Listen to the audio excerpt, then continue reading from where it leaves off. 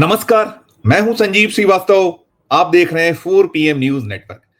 मित्रों, ऑपरेशन सिंदूर के दौरान भारत का चेहरा बनी सेना की अफसर कर्नल सोफिया कुरैशी के खिलाफ बेहद बेहद घटिया टिप्पणी और देश की संप्रभुता को खतरे में डालने के आरोपों से घिरे मध्य प्रदेश सरकार के मंत्री विजय शाह मामले में कहीं ना कहीं लीपापोती और एक जो जांच हो रही है सुप्रीम कोर्ट के निर्देश पर, जो एसआईटी बैठी है उसके जो जांच की प्रगति है और जिस तरीके की एक ढील पोल कथित तौर पर चल रही है, उसे देखते हुए ये उम्मीद अब कम हो रही है कि विजय शाह के खिलाफ सुप्रीम कोर्ट में आने वाली जो तारीख है, पेशियां हैं, उसमें कोई बहुत सख्त कार्रवाई हो पाएगी। ये जो जांच है, ये बीते 20 तारीख को शुरुआत हुई थी, 20 मई को शुरू हुई थी और लगभग 40 दिन इस जांच को हो रहे हैं। और 40 दिनों के दौरान जिस तरह की प्रगति है इस जांच की, सुप्रीम कोर्ट ने ऑर्डर किए थे, एसआईटी का गठन किया था। और पहले मैं स्मरण करा दूं, विजय शाह ने बीते 11 मई को इंदौर में एक कार्यक्रम के दौरान कर्नल सोफिया कुरैशी को आतंकवादियों की बहन करार दिया था और साथ-साथ जो ऐसी एक टिप्पणी कर दी थी जिसे कहीं देश की संप्रभुता को खतरा पहुंचाने वाला माना गया था। और ये पूरा मामला जब मीडिया की सुर्खियां बना था, उसके बाद मध्य प्रदेश के हाई कोर्ट ने स्वतः संज्ञान लिया था और मध्य प्रदेश पुलिस को मामले के लिए एक एफआईआर दर्ज करने के आदेश दिए थे और उन्होंने कहा था कि ये गटर छाप भाषा है, मंत्री की जो भाषा है गटर छाप है। उसके बाद बहुत बवाल मचा था, पूरे भारत में उनकी थू-थू हुई थी विजय शाह की। भारतीय जनता पार्टी को कहीं न कहीं आड़े हाथों लिया गया था, मध्य प्रदेश की सरकार पर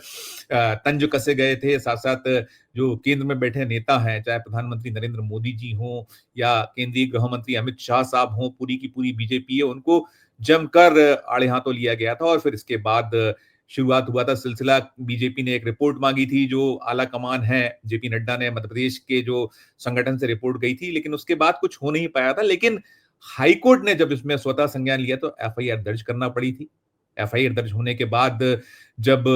मामला ये आ गया था कि अब गिरफ्तारी हो सकती है, तो तत्काल जो विजय शाह हैं, उन्होंने सुप्रीम कोर्ट की शरण ले ली थी। 16 मई को शरण ले ली थी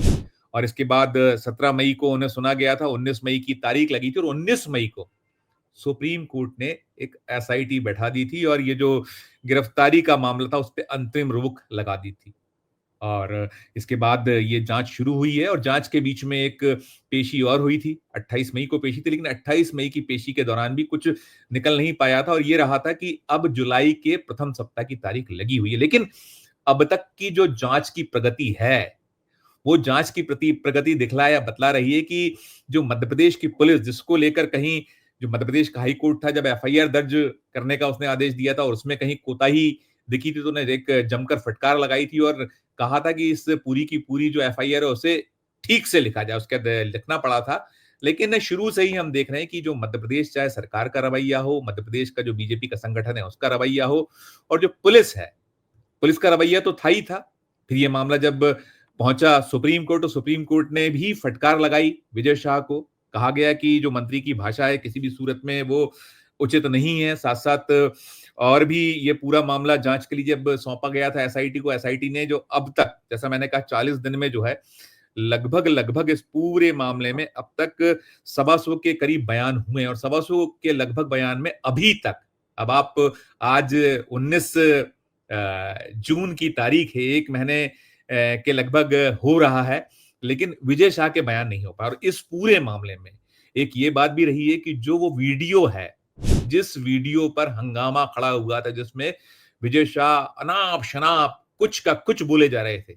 और उनकी तीखी निंदा हुई थी, भर्त्सना हुई थी और उसी कारण पार्टी संकट में आई थी, प्रधानमंत्री पे आरोप लगे थे। लेकिन विजय शाह का मंत्री पद अभी तक बरकरार है, चूंकि मामला सुप्रीम कोर्ट में है और यही कहा गया बीजेपी की ओर से कि मामला कोर्ट में है, लिहाजा हम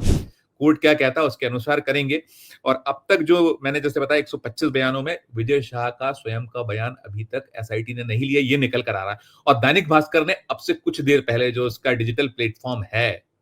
उसपे गौरव शर्मा है रिपोर्टर, ने एक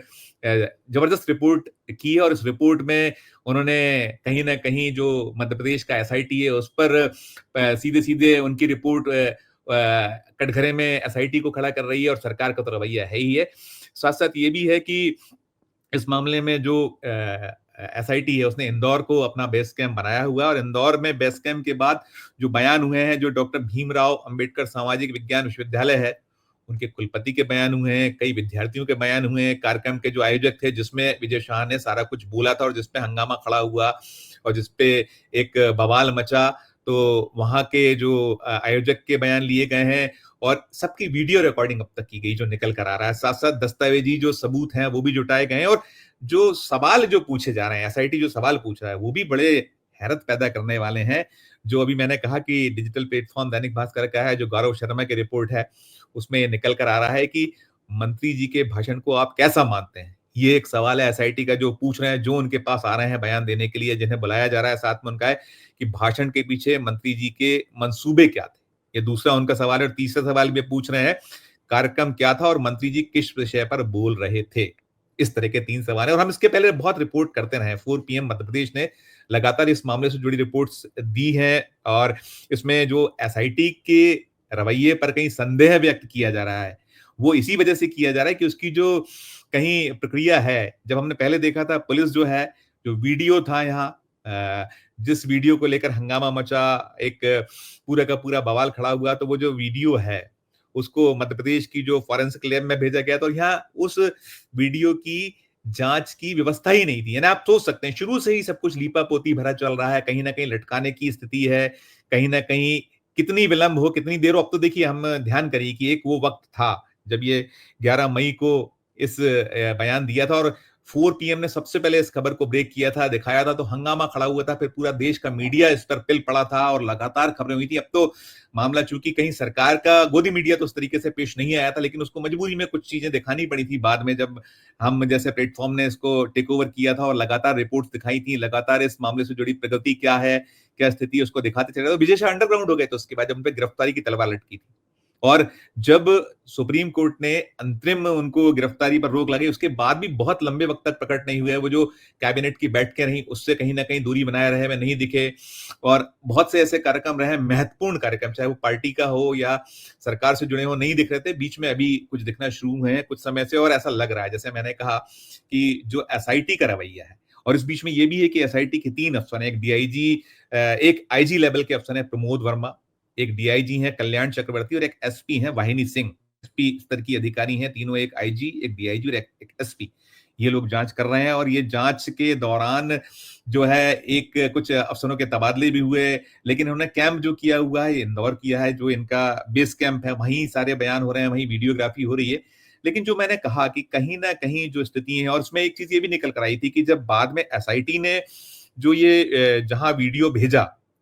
फुटेज जो वीडियो फुटेज भेजा जिस पर पूरा का पूरा मामला टिका हुआ है, तो उसमें ये भी निकल कर आया है कि अब जो एसआईटी ने जहां भेजा है वो फुटेज, वहां केवल वॉइस की जो जांच है वो संभव है, वहां फुटेज जो वीडियो फुटेज की जांच संभव नहीं है। आप सोच लीजिए कि भारत वर्ष में एक अदद वीडियो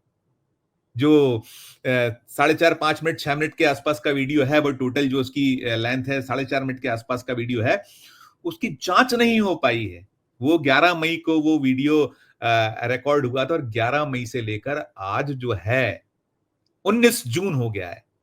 भले ही सुप्रीम कोर्ट ने एसआईटी को ये जिम्मा सौंपा था जो 19 तारीख को जो जब पेशी हुई थी सुप्रीम कोर्ट में, तब उन्होंने ये जो माफी की जो एक अर्जी थी वो ठुकरा दी थी और विजय शाह की और गिरफ्तारी पर अंतिम रोक लगाते हुए एसआईटी का गठन कर दिया था, लेकिन वो भी नहीं कर पाया। उसके पहले मध्य प्रदेश की पुलिस, हाईकोर्ट ने जब आदेश, सोचिए आप कि जब मध्य प्रदेश का हाईकोर्ट किसी मामले में इन्वॉल्व हो, उसका आदेश हो, स्पष्ट आदेश हो, फिर सुप्रीम कोर्ट जिसमें एसआईटी जांच बैठा रही है, वहां ये लीपापोती चल रही है, दर्शाता दिखलाता है कि भारतीय जनता पार्टी कैसे मामलों को टर्न डाउन करती है, कैसे बचाने का प्रयास करती है। खुला है वो वीडियो, उसकी जांच ना तो मध्य प्रदेश का जो पुलिस थी, जब उसके पास एफआईआर दर्ज हुई थी इंदौर में, सबसे पहले उसी थाना क्षेत्र मानपुर में दर्ज हुई थी जहां ये प्रोग्राम हुआ था, वो नहीं कर पाए थे। फिर एसआईटी ने जब भेजा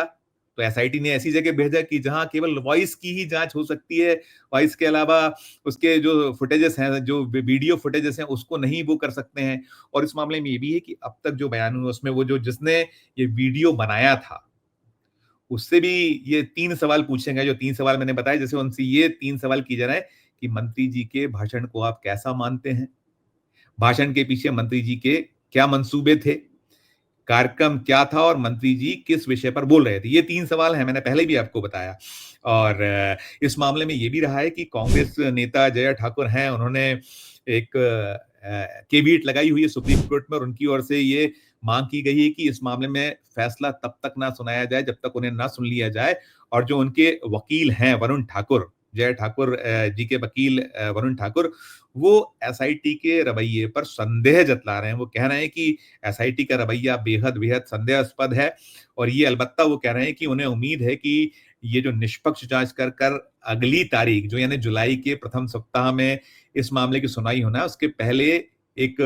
रिपोर्ट